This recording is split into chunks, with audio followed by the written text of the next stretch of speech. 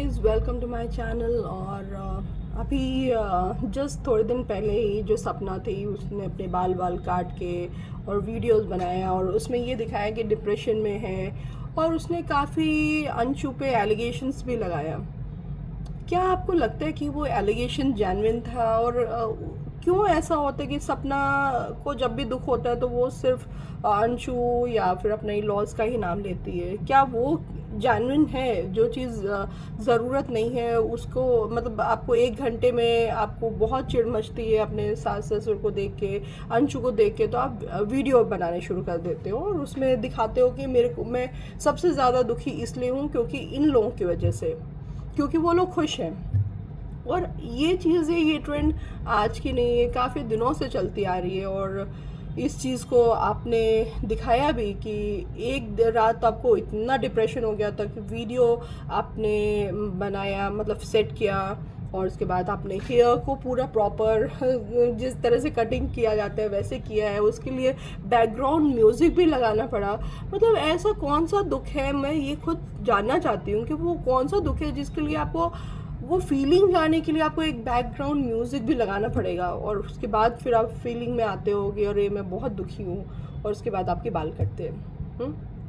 तो ये वाकई में बहुत ही ज़्यादा अप्रिशिएबल बिल्कुल भी नहीं है। और अंशु एक आपके हिसाब से या हमारे हिसाब से अंशु अंशु वाकई में बहुत छोटी है, और आप इस तरह की चीज़ें जो एलिगेशंस लगा के अपने चैनल को ग्रो करना चाहते हो, क्या ये ज़रूरी है? क्योंकि आपको भी पता है कि जब आप अपनी छोटी चीज़ें या कुछ भी ऐसी चीज़ें, घर की अपनी चीज़ें करते हो तो व्यू नहीं आते हैं, मगर जब आप कंट्रोवर्सी अंशु से करते हो तो वो व्यू आ रहे हैं। अंशु अपने जब भी वीडियोस बनाती है उसने कभी भी आपका नाम मेंशन नहीं किया है, यहाँ तक दूर दूर तक वो चाहे तो वो अपने सब्सक्राइबर इंक्रीज़ कर सकती है, व्यू इंक्रीज़ कर सकती है आपके साथ रोज़ डेली एक कंट्रोवर्सी करके। बट उसको पता है कि जिस लेवल तक सपना गिर सकती है उस लेवल तक वो अंशु नहीं गिर सकती है। और ये सामने सामने दिख भी रहा है कि कुछ भी होता है। उस दिन एक वीडियो कैप्शन रखा गया, मतलब कितने क्लेवर तरीके से रखा गया है, this is my last day. और अब फिर उसके बाद प्रोमो हुआ है, उसी हेयर कटिंग में प्रोमो किया है, तो वो चीज़, और वहाँ पे कहीं नहीं आपका डिप्रेशन दिख रहा था कि आप डिप्रेशन में हो। और अंशु ने ये जो बात बोली है बहुत सही बोली है कि आप अपने लोगों के बीच में रह के भी अगर डिप्रेशन में हो तो वो आपकी और आपके फैमिली की फिर वो प्रॉब्लम है कि आप अपने फैमिली के बीच में भी डिप्रेशन में हो, और आप वो डिप्रेशन भी आप किसी के ऊपर थोपते हो। आपने उस दिन बोला था अंशु के लिए कि I miss you, I want to meet you but I hate you, something ऐसे ऐसे करके, तो उसका भी आंसर अंशु ने बहुत अच्छे से दिया। तो आप वो कंट्रोवर्सी करते ही क्यों जिसमें आपको लगता है कि आपको भी पता है कि आपकी ये जो कंट्रोवर्सी होगी वो कहीं ना कहीं सब चीज़ें समझ जाएंगे लोग। तो मुझे नहीं लगता कि वो कंट्रोवर्सी करने की ज़रूरत भी है। और अगर आप इतने ही ज़्यादा वरीड होते अपने लॉज के लिए या अंशु के लिए, तो आपको भी पता, आप ये चाहते हो कि लॉज जो है वो अकेले हो जाएं और अंशु जो है उनको छोड़ के चली जाए, तो वो पॉसिबल हो ही नहीं सकता है। लड़की अंशु जो है वो कंट्रोवर्सी करना ही नहीं चाह रही है। अगर उसको कंट्रोवर्सी करना होता तो उसके पास बहुत सारे ऑप्शंस थे कंट्रोवर्सी करने की। और ये जो अभी आपने दिया है मौका, ये तो बहुत अच्छा मौका मिला हुआ है जिसमें कंट्रोवर्सी कर सकती है। क्योंकि आप एक ही दिन, ये डिप्रेशन जो है, आप डिप्रेशन को एक टूल मत बनाइए। ये जो डिप्रेशन में हैं उनको मजाक मत बनाइए कि डिप्रेशन में ऐसे भी होता है, एक दिन आप डिप्रेशन में आओ तो दूसरे दिन आप प्रोमो भी कर सकते हैं किसी चीज़ की। तो जो वाकई में जो डिप्रेशन में है, जो एनजाइटी में है, फिर आप उनको समझ ही नहीं पाए। और आप, मुझे नहीं लगता फिर आप कभी डिप्रेशन और एनजाइटी में कभी गए हो, क्योंकि मैं उन लोगों से मिली हूँ जो डिप्रेशन में है, जो एनजाइटी में है, और वो कितने, उनकी जो लाइफ है वो बहुत ही वर्स है। ये एक दिन का नहीं डिप्रेशन ठीक हो जाता है कि आपका जब मन किया रो लिया, बाल काट लिया, आपने किसी को भला बुरा बोल दिया और सुबह उठ के आप अपने नॉर्मल रूटीन में आ गई, अब मैंने सब नहीं कर दिया। आपने 1000 बार बोला है। आपको भी पता है कि आपका जब व्यू नीचे गिरेगा तो आपको कैसे अटेन करना है। आप किसी को गालियाँ दिलवा के आपको चैन मिलता है तो वो बहुत सारे अंशु चाहे तो उसको कमेंट ऑफ भी कर सकती है, और उससे क्या होगा? आपका ये जो प्रोसेस है गाली दिलवाने का या ये सब चीज़ तो जाएगी नहीं।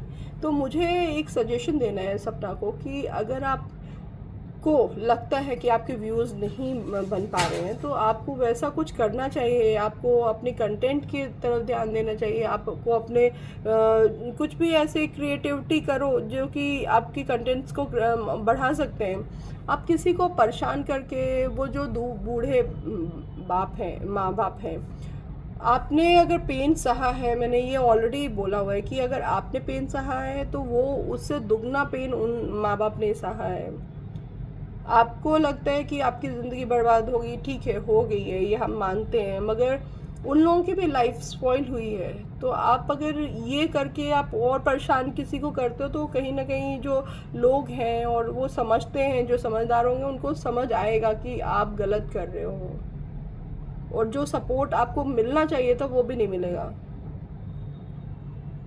ये जो हल्का मैडम है, ये कब तक कंट्रोवर्सी पे आज अपना चैनल चलाएंगी?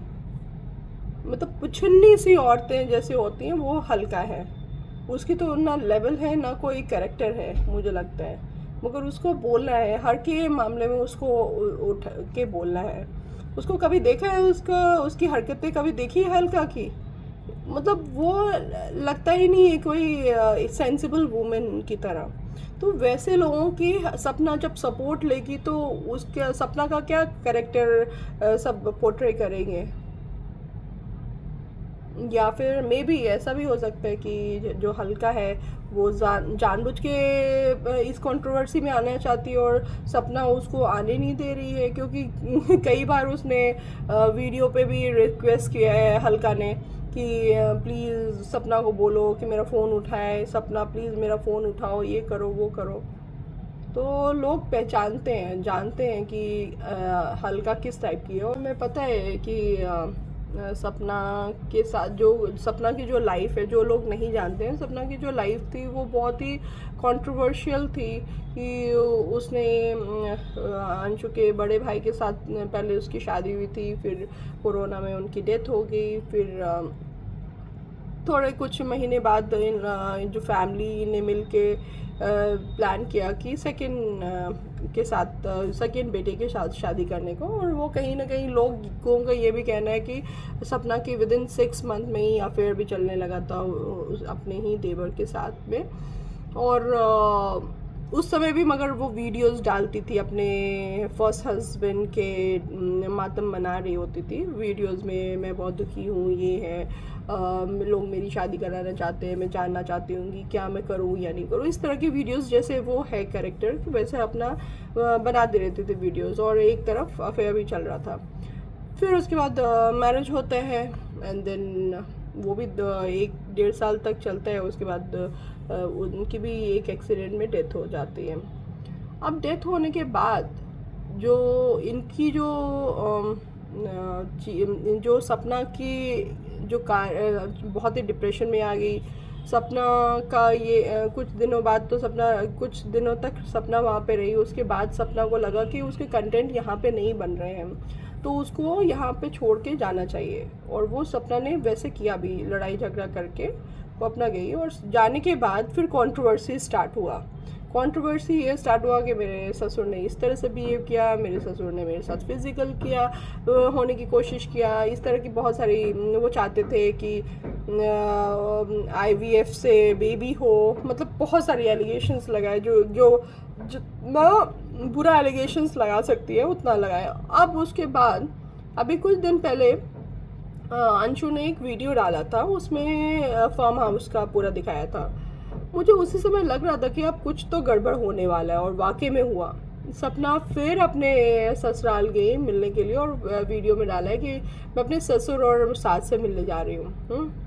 एंड देन मतलब सोचो कि जिस ससुर के लिए वो इतना बुरा बोल रही है, उसके बाद वो उससे मिलने भी जा रही है, और प्रॉपर वीडियो में करके।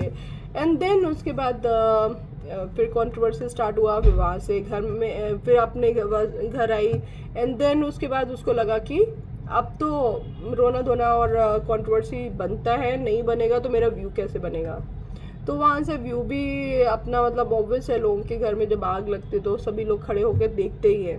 तो वैसे ही लोग भी देख रहे हैं कि क्या भाई क्या हो गया, क्यों रो रही है, क्यों बाल काट रही है, इतने अच्छे बाल थे। बट वो सब चीज़ें मुझे उस समय भी लग रहा था कि ये ड्रामा था, और आज भी पता चल गया सामने सामने, क्योंकि जो डिप्रेशन एक दिन का नहीं होता है, डिप्रेशन में सालों साल लग जाते हैं लोगों के। तो एनीवेज, ये तो सपना की ज़िंदगी की स्टोरी थी। मगर जो स्पॉइल हो रही है अंशु, उसको तो मतलब सपना सोच रही है कि जैसे मेरी ज़िंदगी बर्बाद हुई वैसे अंशु की भी होगी, जबकि अंशु ने बहुत हेल्प किया। वो लड़की इतनी छोटी थी तब भी उस समय सपना के ऑलवेज साथ में रहती थी, सपना को सपोर्ट करती थी, चाहे वो गलत या सही। मगर अब इतनी बड़ी दुश्मनी हो चुकी है सपना और अंशु की कि वो अंशु की शक्ल तक नहीं देखना चाहती है। ठीक है, नहीं देखना चाहती हो, किसको फ़र्क पड़ता है, मगर अंशु को वो चाहती है कि जैसे मेरी ज़िंदगी हमेशा बद्दुआएं देगी अंशु को, हमेशा सब चीज़ करेगी, मगर उसको यही लगता है कि मेरी बद्दुआएं देने से अंशु पे पड़ता है। तो हमेशा ये ध्यान रखना चाहिए, आप जब किसी को बद्दुआएं देते हो तो वो बद्दुआएं कहीं ना कहीं आपके वापस रिवर्स आ ही जाता है, रिवर्स जो कहते हैं। तो इसलिए जो हो गया वो हो गया, और सबको शांति से रहने दो सपना। और ये जो चीज़ें कंट्रोवर्सी करके अर्न करना है, तो वो अर्निंग क्या फ़ायदा है जब आप किसी को परेशान करके, किसी के साथ आप दुख से, कोई दुखी है, कोई परेशान हो रहा है और आप व्यू ले रहे हो और आप पैसे कमा रहे हो, तो उस पैसे का कोई मतलब नहीं है। आप अपने कुछ अच्छे कंटेंट ढूंढिए जिससे आप अपने व्यूज़ बढ़ा सको, और ऐसे वीडियोस मत डालिए। Thank you so much and thanks for watching my channel. और मेरे व्यूवर्स को भी ऐसे सपोर्ट है कि प्लीज़ आप ऐसे लोगों को सपोर्ट मत करिए, या जो भी चैनल देख रहा है मेरा, उनको यही है कि ऐसे लोगों को आप सपोर्ट करके आप उनको बढ़ावा देते हो। और कहीं ना कहीं इंसानियत का मतलब ये नहीं होता है कि एक इंसान दुखी है तो दूसरा नहीं है, दूसरा भी उतना ही दुखी होता है। तो आप पहले दोनों तरफ की स्टोरी समझिए, एंड देन जो आपको कमेंट करना है, किसी को बुरा भला जो भी बोलना है, देखिए आपके कमेंट से कोई फ़र्क नहीं पड़ता है किसी को। आप बहुत, मैं जैसे अंशु के सपोर्ट में बोलती हूँ, बहुत सारे कमेंट्स मुझे आते हैं और मैं क्या करती हूँ, नहीं पसंद है डिलीट कर देती हूँ। तो अगर आप मेरे कमेंट सेक्शन में आके गलत कमेंट भी करते हैं तो उसका कोई फ़ायदा नहीं है। तो बेटर है कि आप पहले पूरी स्टोरी समझिए किसी की, एंड देन आप सपोर्ट पे आइए, क्योंकि मैंने ये चीज़ें काफ़ी दिनों से इन लोगों को देखा है, इसलिए मुझे पता है कि कौन सही है कौन गलत है। So thanks for watching my channel and love you so much.